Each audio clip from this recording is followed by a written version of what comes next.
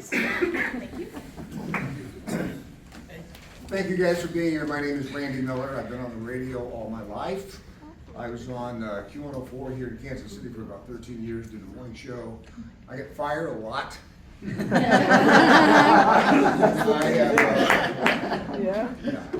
Yes, that's funny to you. My wife Renee has been there alongside me for next month it'll be 43 years. So. And I drove a long way. I drove almost 15 minutes to get here. So. I love this area. I love this library. I love the trail over here. I love Green Valley. Thank you, Green Valley, for having us here. Thank you guys for being here. Honestly, this is such a showing to see you show up, because that is what we have to do. And I agree with everything that has been said. I mean, we've all got to be part of the process. And just this is the first time I've run for anything. I ran for a senior class president and won when I was in high school. And it's kind of a weird deal now, because you got a radio guy possibly running against a TV guy, and everything else going on, I would talk to my pastor about it, but he's running for Senate in Kansas, so I can't really reach him right now. But no, I've been in radio. I'm running as a common sense Democrat, because as we all know, there's no common sense in Congress right now on either side. And I really believe that common sense sometimes can lead to common ground. I'll give you a great example of that. The last common sense person we had in the 4th District was the great Ike Skelton. Ike Skelton was maybe the last great common sense Democrat there was. And as proof of that, I was on the radio, 1990, and the Panama invasion had just ended. And it was 20 days after Noriega was captured. I get a call on a request line from a soldier in Afghanistan, or in Panama. And I said, what's the one thing that you miss from Kansas City? And he said, man, I would love to have a White Castle hamburger. And I said, well, let's see if we can make that happen. So I called White Castle. They said, well, you got to get some help from politicians. So I called Ike Skelton. Ike Skelton was on board immediately, but he needed help from Bob Dole. Wait, a Democrat working with a Republican to make something happen. So about 2 weeks after that, I and one other guy were on a C-130 flying into Panama with 10,000 frozen White Castle hamburgers. And you have never seen a group of people that were so happy about that. And now obviously we care about the same things, right? I mean, you gotta eat, you need health care. And the health care thing I want to take one step further, because we need to get rid of so many prior authorizations. Yes. Come on.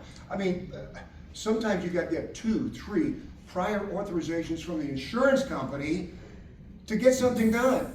We need to take that away from the insurance company and put it back in the hands of the doctor, right? Yes. Yes. And for those of you that are concerned about, are we even in the 4th District right now?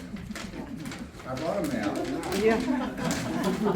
And I mean, this. Speaking my word. Hopefully simplify things, but okay.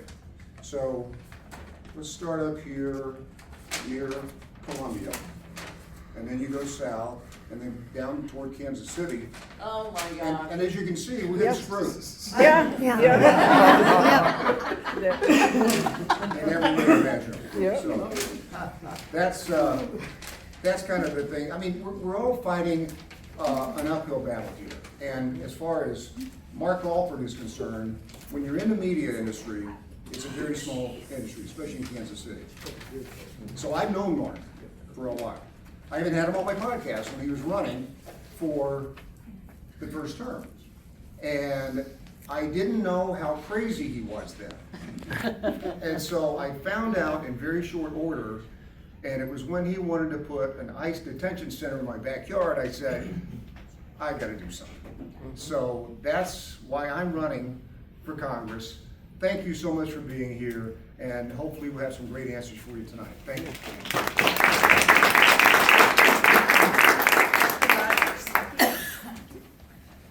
Hi, I'm Ashley Ryan. Rogers. Thank you for having us here tonight. I think we're going to have a great discussion about what's working and what's definitely not working. A little background about myself. I live in Kansas City with my partner. We're raising our 5 and 4-year-old sons, so we're busy. But I'm from Dade County, Missouri, which is just south of Stockton Lake, if you're familiar. And I'm from a long line of Southwest Missouri Democrats. I enjoyed growing up in a small town, mostly Republican. But when you grow up in a small town, you're not talking about politics every day. You're working on your community, making sure it's thriving, and you're helping your neighbor. So I took those principles when I went to Kansas State and got a degree in interior architecture. And then I took that down to Houston, Texas, where I was for 8 years during my, started my professional career as an interior designer. So I wanted to move back, and I'm a Missouri girl, because my parents are aging, and my grandparents, don't tell my mom that. And I got a great opportunity with a global architecture firm in Kansas City. And so I started there for 11 years, and about 1.5 years ago, I took over a leadership role within the company. So I am now our America's Resource Manager, and I'm in charge of staffing over 600 employees throughout the U.S. That's a lot of people to make sure they're kept busy. But what I like about it is aligning skill set and experience with the project's needs, but also understanding team dynamics, understanding that there's going to be conflict that arises and how we navigate through that together. And then building teams and making them grow from very little and watching them succeed. My favorite part is the hopes and dreams. People come to me and they say, I really want to do this, and I love being the conduit for them. And so as the redistricting, the map started happening, I realized, well, now District 4 includes where I grew up and where I live today.